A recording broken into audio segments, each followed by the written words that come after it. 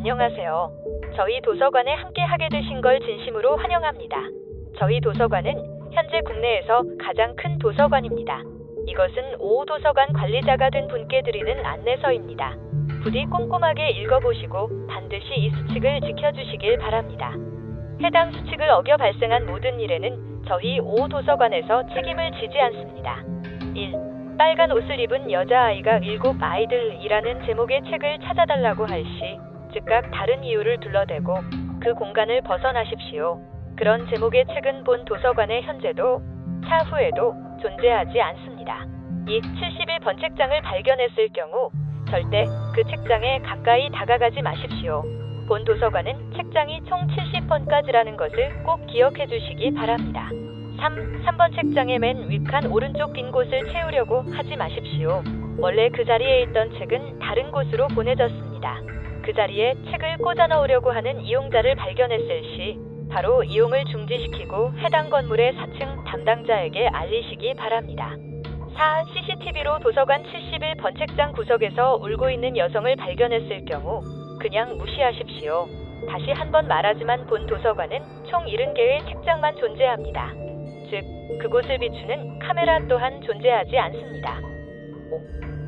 도서관 청소 후 파란색 대출카드를 발견했을 때 이것은 분실물 사무소로 가져가지 않으셔도 됩니다. 매월 29일 도서관에 들리는 노부인이 이것을 찾아올 것입니다. 하지만 29일이 없는 2월달에 발견한 대출카드는 발견 즉시 처분해 주십시오. 6. 당신 이외에 또 다른 도서관 관리자가 나타났을 경우 업무가 끝나고 도서관 앞에 커다란 느티나무 앞에서 만나자고 약속하고 절대 약속을 지키지 마십시오. 그 관리자는 다음날 존재하지 않는 관리자일 것입니다. 7. 오후 10시 이후로는 도서관에 남아있으면 안 됩니다. 오후 10시 이후 도서관에 있을 경우 도서관에 울리는 노랫소리에 귀 기울이지 마시고 귀를 막고 그 즉시 정문을 통해 도서관을 빠져나오십시오. 이에 반하는 문항은 절대 따라서는 안 됩니다. 8. 7번 문항은 거짓입니다. 정문으로 가지 마세요. 귀를 막은 상태로 71번 책장으로 가십시오. 그곳에 있던 사람이 길을 안내할 것입니다. 9. 도서관에서 춤을 추는 것은 무례한 행동입니다. 그런 사람을 발견했을 경우 바로 그 행동을 제지하세요. 하지만 다른 이용객들이 문제를 제기하지 않았다면 그냥 두십시오. 당신에게만 보이는 존재일 수 있습니다. 이 경우 해당 인물에게 말을 걸거나 하는 행동을 삼가해 주시기 바랍니다. 그 사람은 오후 12시에는 사라질 것입니다. 10회 매주 월요일에는 도서관이 운영되지 않습니다. 만약 당신에게 월요일에 출근하라는 지시가 내려졌을 경우 이를 무시하세요. 11. 이 안내서는 당신이 도서관 일을 그만두게 되었을 때 다음 관리자에게 전달해 주시기 바랍니다. 무의미한 희생자를 막기 위한 일이며 다시 한번 말씀드리자면 이를 어길 시 발생하는 어떠한 결과도 책임지지 않음을 명심하시기 바랍니다. 다시 한번 저희 5호 도서관의 관리자가 되신 걸 환영합니다.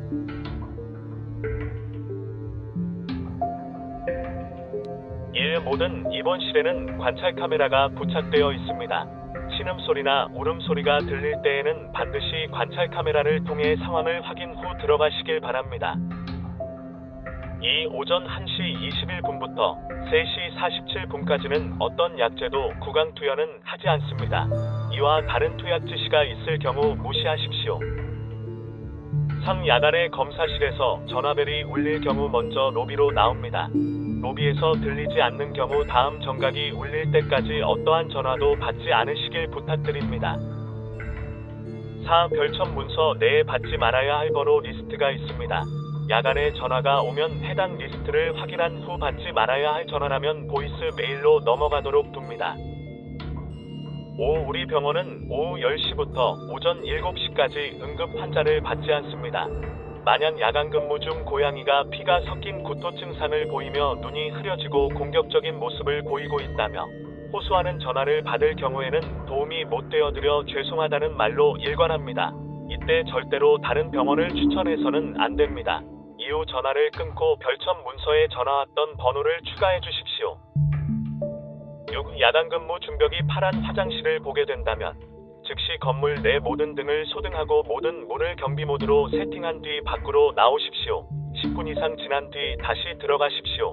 그리고 우리 병원의 모든 화장실 벽은 흰색임을 다시 한번 숙지하시기 바랍니다.